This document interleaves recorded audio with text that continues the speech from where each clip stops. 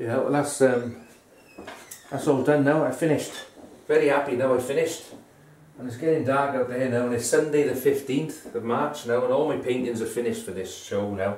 The only thing that remains now, all the others have been framed up, and some of them have done the framers, just got to pick them up.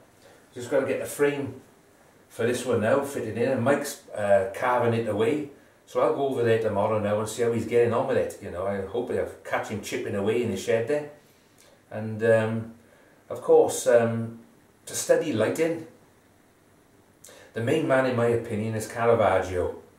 And the art scholars, I think they call it chiaroscuro, the study of light and shade, I think it is, you know. And you can learn a lot from that, like from Caravaggio. They use reflective light. You know, and I've used a bit of reflective light here, is where it's a stained glass window is reflecting the light through, so the colours on the wall next to it. So it's like inherited colours, you know. That's what it is. And cast shadows. All the shadows in here, you've seen as I started off, I didn't have any shadows on it. They're all glazed on, so you can see through the shadow, you know. So this is all glazed on around here. All these shadows down here, all put on afterwards, and you can build them up nice and slowly, you know. So that's what I've done. It's got multiple glazes on it, all over it, and I've glazed on top of copal varnish here as well to get those colours really bright, you know. So yeah, Caravaggio, we used very dark glazing in his blacks, you know, to create like a dramatic effect, and which has been copied by a lot of people, you know, a lot of French artists, you know, and probably the film director Arthur Hitchcock, you know, may have used his ideas, you know, to create this dramatic lighting in his films, you know. But he got a lot of credit for it as well, Arthur Hitchcock. But of course, Caravaggio was doing it in the 1500s, you know. So yeah, Caravaggio. Yeah. Not his real name.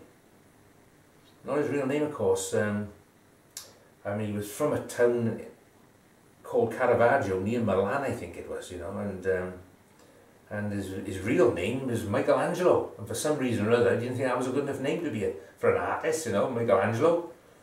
So he changed it to his own town name of Caravaggio. Yeah. Wouldn't work so well for a Welsh artist, I don't think, would it, you know. I don't think you'd have as much success if you called yourself Aberbargoed. But, yeah. Caravaggio, he used very low-key palettes, you know, a lot of earth tones. Didn't use a lot of colour really, so when he introduced a colour to it, you know, like a red or something, it would really sing out then, you know. And yeah, his shadows were very black. He used to make the colours look brighter next to him, you know. And I'm not sure he used to do those blacks, to be quite honest with you, and how he achieved that, I don't know. It's difficult to find out, and I tried to look in some of the books, but they don't tell you a lot really. And I've had my nose right up against a couple of Caravaggio paintings. In fact, I got into trouble for doing it. And I know, I thought he was going to do Mr. Bean to it or something, I don't know. But I was trying to see how those blacks were done, those shadows, because you can see right into them. And so they couldn't have been done as quick as some of the history books said they did them, you know, in 2 weeks. I don't believe it. I think it took a lot longer than that. And yeah, but I got told off by the Guardian in the National Gallery for trying to look at it, you know. But yeah, at first I didn't like the painting I was looking at. It was, I can't remember, it was called A Supper of, a famous painting, you know. It was it's got like I didn't like it, I think, because a chubby looking Jesus on it, you know. And I thought wasn't what I expected Jesus to look like, you know. So I didn't like Caravaggio when I first I seen that, you know, a chubby Jesus, you know. Yeah. Apparently he used to use models off the street, you know, of dubious reputation, some of them, you know. As I used a model of dubious reputation here, you know. I'm only teasing Sarah, it's alright, you know. She knows I'm only joking. But, yeah.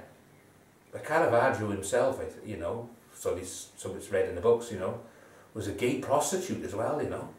As well as having a liking for chubby boys, by all accounts, you know. And he was also a violent swordsman. Killed somebody, I think. Yeah, murderer as well, you know. But even so, I don't think he would have lasted long in but Bargoid, you know, with a liking of chubby boys, you know. But anyway, studying, you know, study Caravaggio. You'll get a lot out of that, I promise you. And Rembrandt studied him, and that's a good recommendation, isn't it? So the next time now, the next post now, we're going to fit this into the frame, and they're going to wax that frame if Mike's finished it, using oil colours and wax, and I'll show you how to do that as well. So I'll be back soon.